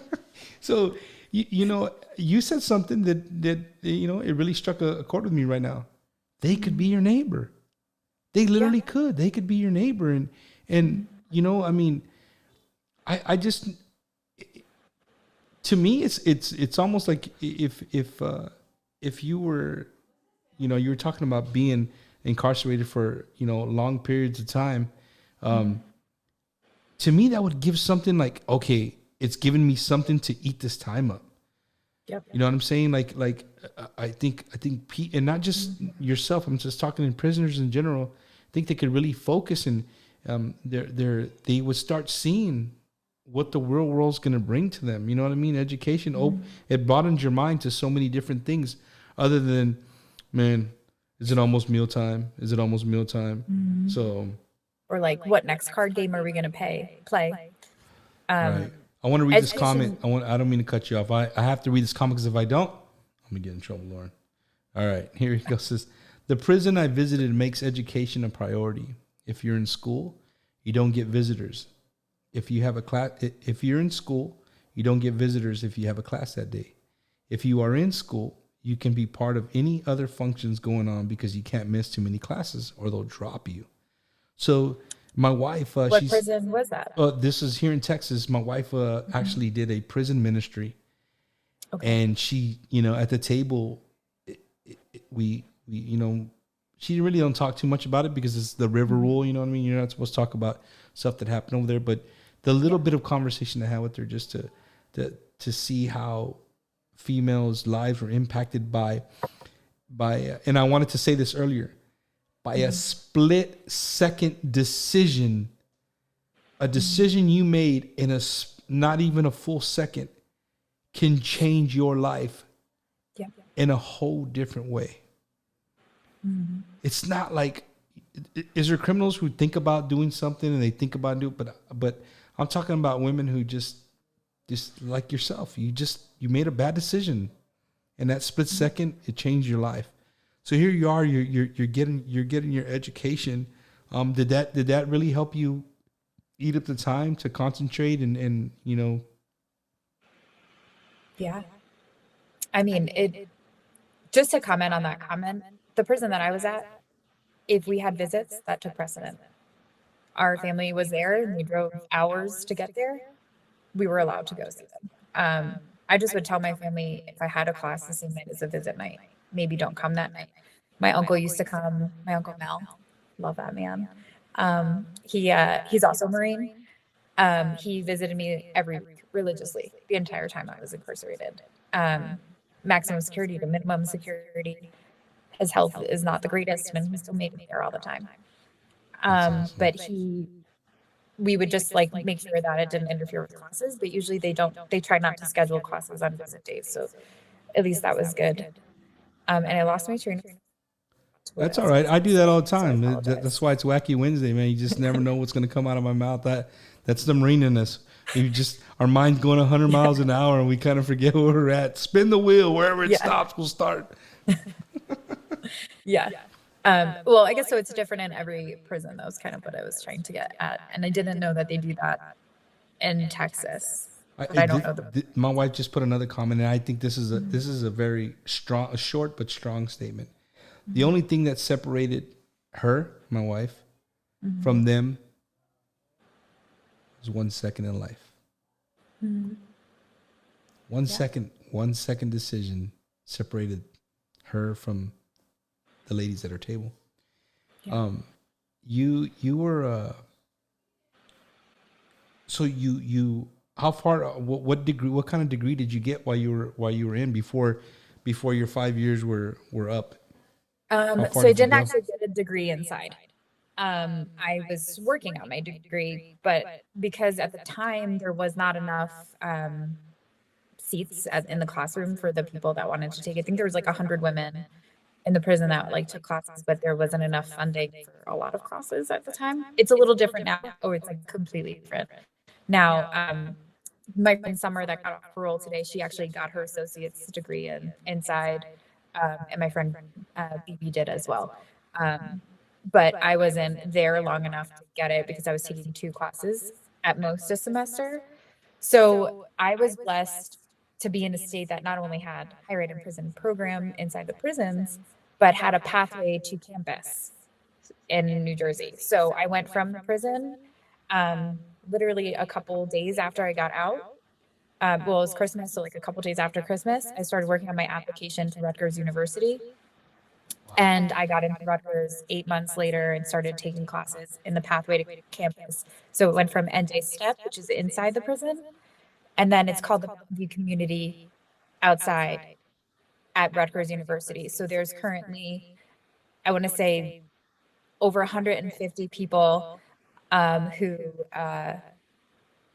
are graduated from the program that I went through, and now work in various fields throughout all kinds of different fields. I work in higher ed in prison. Some of my friends do. Some of my other friends are landscape designers, engineers, and they work in That's awesome, businesses. man. So That's amazing. That it's changing lives. Yeah. So now this happened in Jersey, New York, northeastern part of the United States. Yep. And I'm looking behind you. I'm looking at your background there, and no people don't know, but you're in Denver, Colorado right now. Yeah. How in the hell did you end up from the Northeast part of the United States in Denver, Colorado? Actually, because of my higher education in prison life. So I started working for about a year after I graduated. I started working for Hudson Link for Higher Education in Prison, which works in 6 prisons in New York State. Because I lived in New York and I was trying to find a job in changing people's lives like mine was changed. And so that program out there helps 600 students that are currently incarcerated in men and women's facilities get an education. And then they're doing amazing work out there and they help with reentry. We have a couple of reentry houses. So coming out of the prison, have a place to live when they come home. I know that when I was there, when I worked for them for 18 months, they had completed a men's house. They completely renovated it and had their students build the house and renovate the house so that they got jobs and they learned skills. And when I left in September of 2019, they were starting to renovate the women's house that they were going to be building. So I think that should be done pretty soon. And it'll be like a game changer for the women out there. So while working there, I got involved with the planning committee for the National Conference on Higher Education in Prison, which happens in various places around the country. And then that's hosted by the Alliance for Higher Education in Prison, which is now who I work for. So because I got involved with them doing the planning committee for the national conference, I was able to make connections and get my next job here in Denver, Colorado, where they're located. So I moved across the country. My family drove me out here and supported my decision to leave them and come out here. And I've been working for the Alliance since October of 2019. So just a little over a year out here in Denver. It's been a little strange with the pandemic, but now I'm here and I'm doing work on a national level versus just the state like I did at Hudson Link. Totally off the wall question, because it's Wacky Wednesday. We gotta laugh here too. It's been kind of sad. So you moved to Colorado, home of the Wacky Tobacco. Is that a big thing there in the area that you're in? Yeah, there's like a dispensary on the corner by my house, also a bar. But I don't drink or smoke. I hear you. My visitors get very excited about it, but they can't be here during COVID. Somebody just texted me the 770 number. I don't know what area code that is. Are you familiar with the 770 number? I'll look it up later. Not off the top of my head. She's like, I hosted a watch party, so can't comment. But jail or prison disproportionate. That's a long word. Disproportionation. I'm going to give up. Impacts those in prison. How do we lift all up so they can come up strong and helping the community once out? That was a comment / question for you. Yeah. How do we lift them all up? So right now there's a lot of like letter writing campaigns that I've seen. Maybe people in prisons don't get letters, mail. It's very few and far between you get that. If you are somebody who has a person who's incarcerated that your family or friends with, write them. Like, even if they have like, where you could do like an email, send them cards, send them uplifting stuff inside. That could help a little bit. Nationally, we need to work on getting the Pell Grants eligible for every person that's currently incarcerated. We need to expand higher education and prison programs.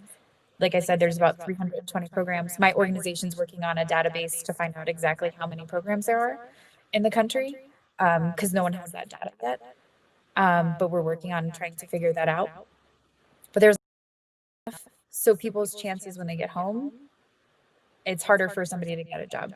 I wouldn't be in this position if I didn't have a degree. I got a bachelor's degree and I was privileged to go to Rutgers after. I was in my cohort, I was the only female, because how many other women had to come home from prison and take care of their families and put food on the table for their families, and maybe their husbands are not there, or their partner, whatever, they aren't there to help support the children, and their parents did it for a while. They were away, or they're in the foster care system and they're trying to get them back. So women usually don't have the luxury to go to school when they get out of prison. I was the only female. I think there was like 10 men and me that are coming out. I think education really does change people, but not only education, I think also vocational classes. Some people don't thrive in college. So educational classes in vocational or education are really important, I think. And then also, like, let's shut them down. Start shutting down prisons. Start releasing people like they did today. 2,000 people got out today. If it's possible to do that during COVID, it's possible to do it all the time. We need to do sentencing disparities. Like mandatory minimums need to go away. There's no, like, in my opinion, there's so many mandatory minimums that make no sense.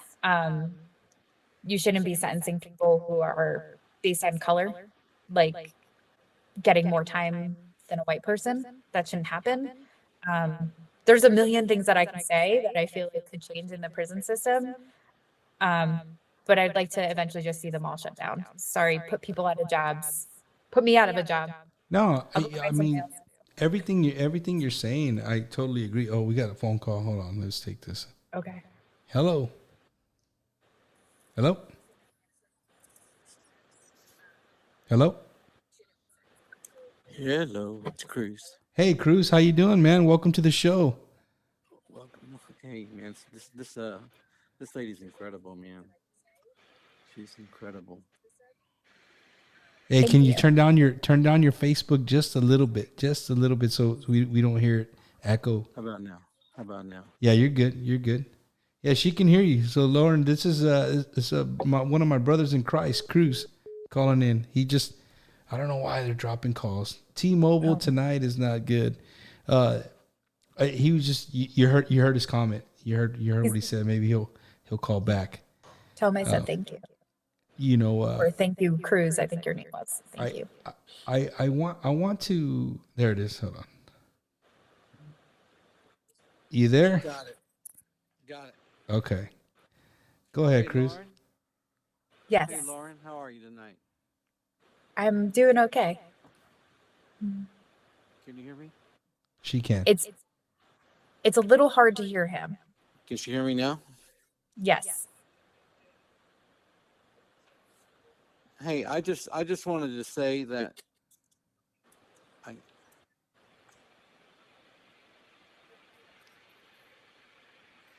Can you hear me, brother? Yeah, she can hear you. Yeah, Yeah. we can hear you. Okay. Yeah.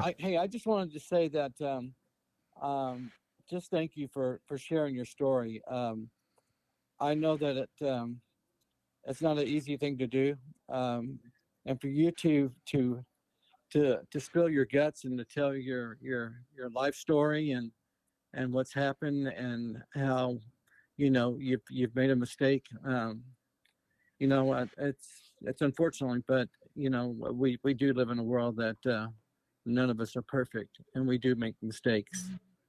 And I'm just glad that that you shared your story, because I know that part of your story is a testament, and it's a testimonial that can help Mhm. many people. Yeah. I'm engaged, and I'm part of a Celebrate Recovery at my church, and I'm a recovered addict since 2009. And I just wanted to mention that you talked about the whole evening about being incarcerated. Well, you don't have to be in a prison to be incarcerated. People with addictions or whatever the case may be, they too are incarcerated because they can't get rid of whatever their problem is with their drugs. So Yeah. you telling your story makes a world of difference. And there are churches out there that will sign off on individuals that are on probation, Mhm. to help them get through and to help them recover. And I'm just so happy that you're on tonight, and it made my heart warm. And I want you to keep it up, keep doing what you're doing, and you're good. You're good, Thank and you. God is good, and through God's Yes. grace, He's giving you that second chance and that Mhm. opportunity to tell your story so that you can help people and to let them know that they too can have a second chance. So Yes. again, thank you. I appreciate you, and Bumper, I love you, Love you too, brother. and take care of yourselves. God bless. You too. God bless you. Thank you. That's my brother in Christ, Cruz, man. Mhm. He's a powerful man. He's a powerful man. Thanks for calling in, Cruz. Is this state? Let's see.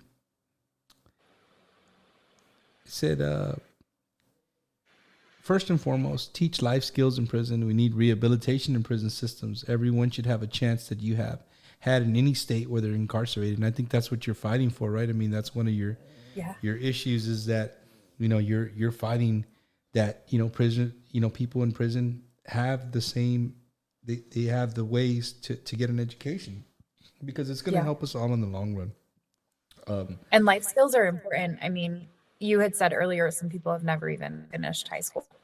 And then like some people, I guess like I took a class, I think it was called something like life skills.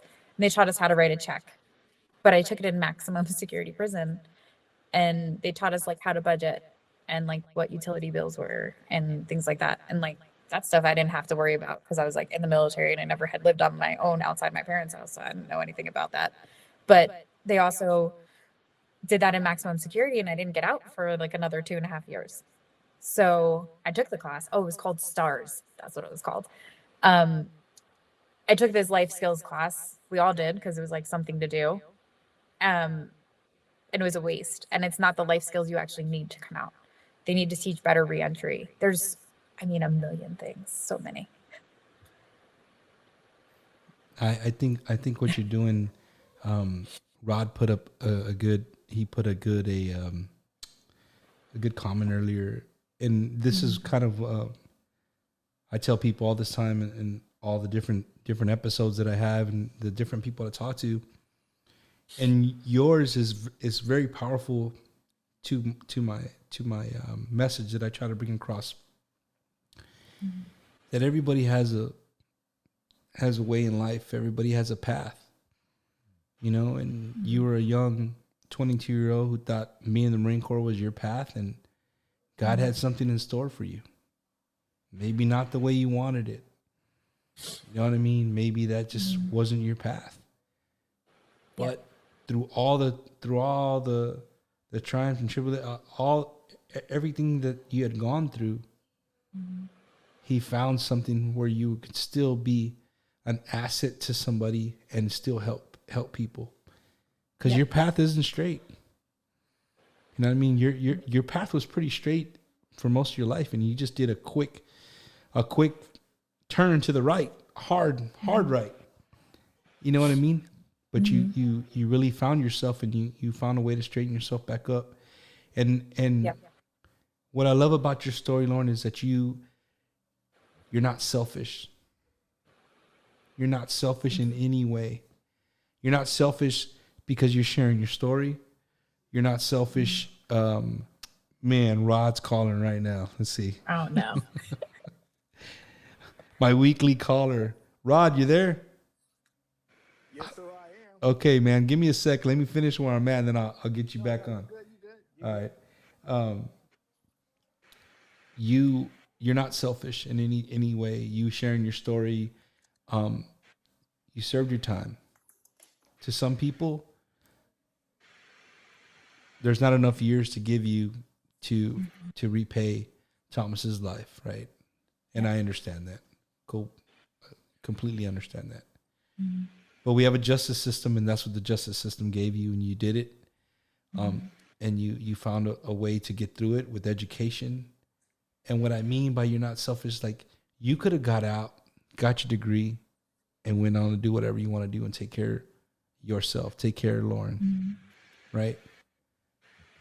But every day you wake up and your goal is to help somebody else who's incarcerated. Your goal is to make sure that people are getting the same treatment you got while you were incarcerated. You wake up because you want people to have the same, to be able to get that education. right? Yeah. I think everyday people, whether however you look at yourself, can take something from you. Can take, your story in general from point A to point B is crazy. It really is. But you found a way. And what a way to get towards the end of the show to have the guy who actually put me and you together for a meeting. Yeah. And was actually there. He was there that night. And Not in the car. Not in the car, but he was there. Yeah. So he's without part of the story. all the way from New York, Mr. Hector Rodriguez. Rod, can you hear us? Yes, sir, I can. How we doing? Doing What's fine, man. going on? Lauren, what's He's up? he's very low. Okay. How about I now? don't know. I don't know. Oh, Can yeah. you guys hear me? Now I can. Hello, hello. Yeah, we got you. Yeah. Okay, Lauren, can you hear me? Yes, I can. I don't hear her. I don't know if she's talking or not. She can hear you. Tell him. Okay. Yeah. Yeah. So there's a few things I want to put out there, man. Like, when I first when I was out there on recruiting duty, and I met Lauren, I knew that there was something, like she had like that leadership quality in her, and she could have been one of your ROs, Bob. She could have been, after you get out the infantry battalions, but she would have been one of your ROs. But we all have our callings in life, and no matter what you have, no matter where you go in life, if you have like that honesty, that integrity, and that courage, you're gonna go far in life. Whatever decisions you make, and beyond a shadow of a doubt, look at you now. And I can never be prouder to know someone who's been through what you've been through, done what you've done, and actually turned everything around. That's one. And two, I was there during that time. The guilt that I feel for not grabbing the keys, I still feel it, and because Bump, whenever I go out with the boys back then, it was I was like the big brother. I was always grabbing keys, and to this day I still feel that guilt. But it really warms my heart to know that you made it such a long way. And I don't want to be a frequent caller on Bumper's line because I'm always calling her these things. But the few that you had, there was one, but the last one was about Christianity, and this one's about someone who I know, and it's true, whenever you have a relationship with your Marines, everyone is dear to your heart. We're all brothers and sisters in the Marine Corps. And to this day, I still feel sorry for not grabbing those keys, Lauren. And but I will tell you what, I don't want you to feel that way. It does kind of ease the pain to know that you made the best out of a bad situation, because that's what Marines do. All right. So and thanks for taking the time out to do this. All right. Love you both. Love you guys. All right, Rod. Thanks for calling. All right. Thank you. All right. I just want to say to him now that he can probably hear me if he's going to keep watching. I don't want other people to feel guilty for my choice. It was my choice alone. I could have made a better choice that night, and I didn't. And I don't want. I like that God tells my story now, and that's like pain enough. Like he doesn't let other people do what I did. So the lesson's been learned. Got you. Lauren, these people are hounding me on the comments here because I cut you off.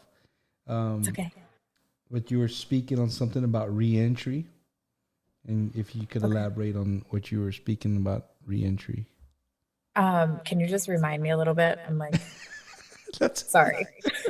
It was right before I went into my rant. I think you told me maybe re-entry back into the world, I guess, and back. I don't know where you were going there with needs to be more reentry classes. Like there's not enough like to teach someone how to integrate back in. Like when people go back into society from prison, they have all kinds of issues. Like I was away for 5 years. Like touching my family was weird when I came home. Like somebody needs to tell people leaving prison that might be a thing. I actually had like a reentry little story I'll tell quick because we have a little bit of time left. I was blessed with a coworker. His name is Joel in Hudson Lake. to be chosen to drive up all the way almost to Canada in New York to pick up a guy who did 53 years in prison, who had no ride home down to New York City. He was going into like a halfway back house to help him re-enter society after 53 years in prison. He was 19 when he got incarcerated, and he was 72 when he got out. So we went and picked him up and brought him to a gas station, and he didn't know how to use a hand dryer, and he didn't understand that we didn't have money. We had cards that we would pay for things. So it's like simple as that, like people aren't ever gonna know those things. He's doing well now. I'll just say, he's doing pretty well now. He's learned a lot since he's been home, but he went to prison before the Verrazano Bridge was finished being built, and he didn't know it was done. Wow. So, he asked me about it. It was very interesting. So we brought him to his first restaurant that he had ever been to, on the way home. And it was just an incredible experience, but it was a learning experience for me. I did 5 years. I didn't know how to turn on an iPhone when I came home. But to somebody that didn't know what like a credit card was or anything that we know in modern day society, we need to be better at teaching people who are coming home after that time. Like you would think like Brooks from Shawshank Redemption. That's reality. That was reality for this guy. So I think re-entry needs to be more of a focus too in this world, in the work that I do, and inside the prison system itself. It's the little things. Yeah. That's what those are, the little things that we take for granted every day. Yeah.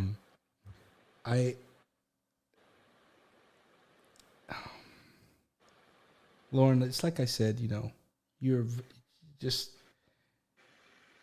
so unselfish as far as, just continuing to reach another thing, that message that I was passed. It's like you wake up and your hand is out to help somebody, to lift them off the ground, to dust them off, tap them on the butt and tell them, hey man, it's going to be all right.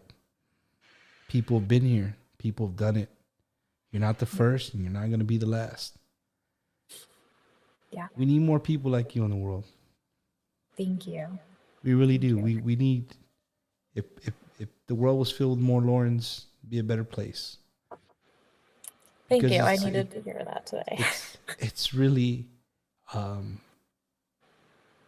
hard to be a good person all the time. Reality, I'm not a good person all the time. I mean, anybody that knows me, I can, it's not easy.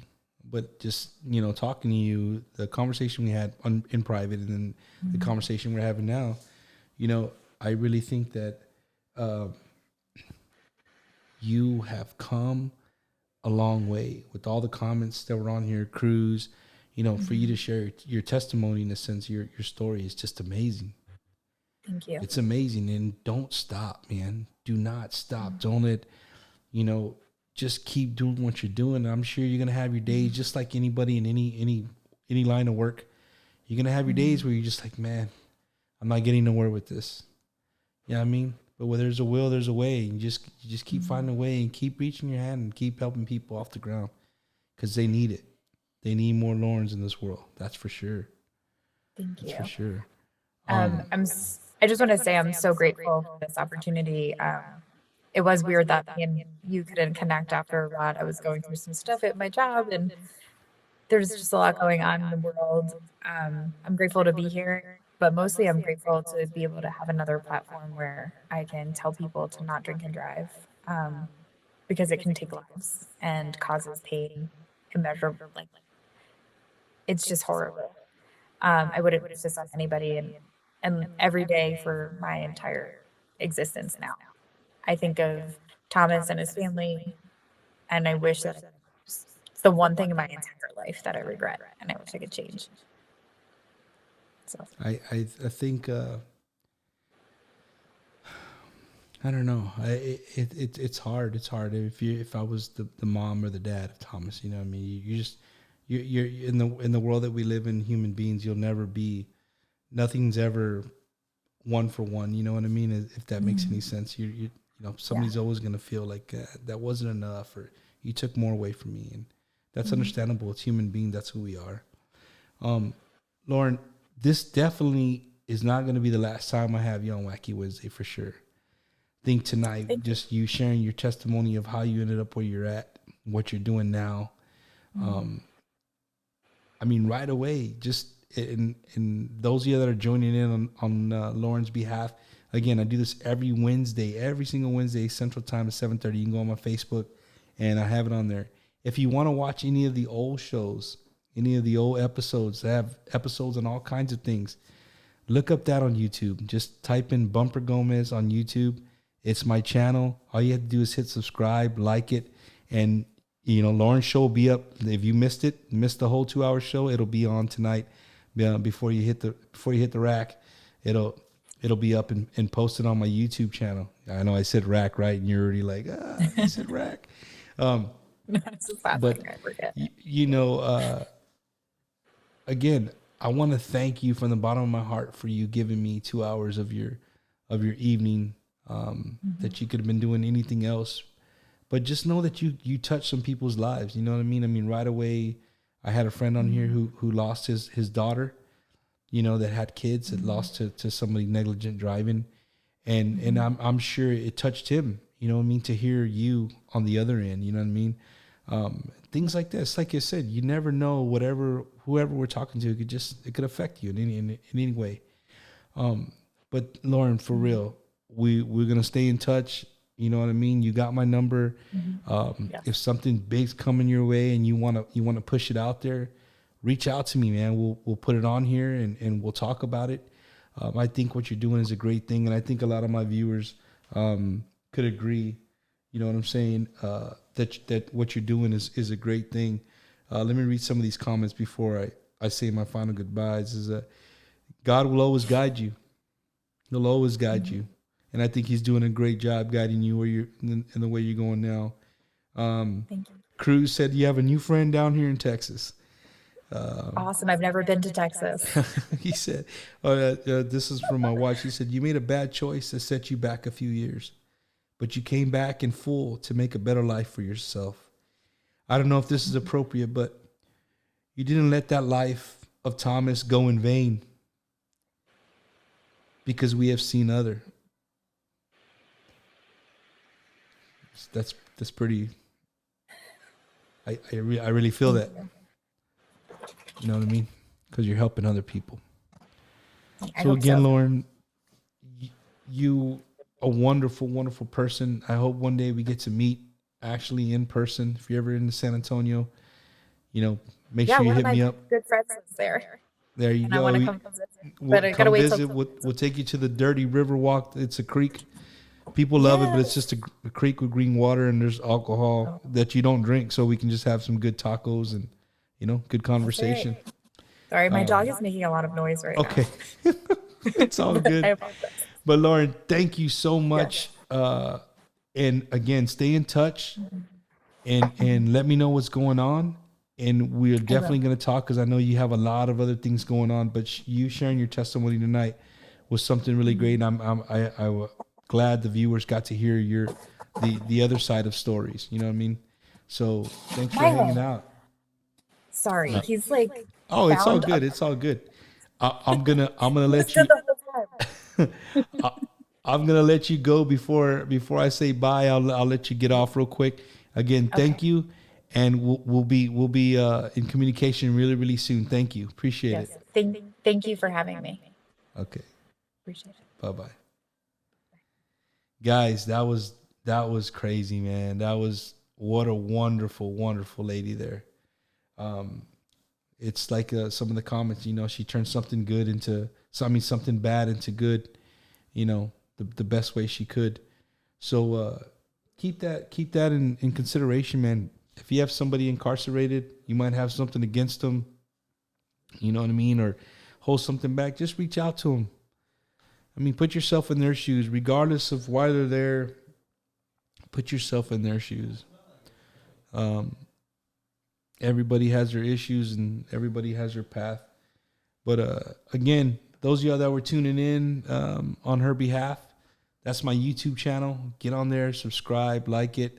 I would really, really appreciate it. Check out some of the other interviews that I've done. I don't know, something might be something you like, you know. So just check them out. To my local, my faithful viewers, man, thank you guys for hanging out again. Thanks for another successful Wacky Wednesday. Next Wednesday is Veterans Day. I believe it's Veterans Day. And so people are probably like, oh, Bumper's going to have a big veteran thing. I don't think so, man. I don't think I'm going to have I think next week, I got to check the calendar, but I think I got a huge entertainment guy next week.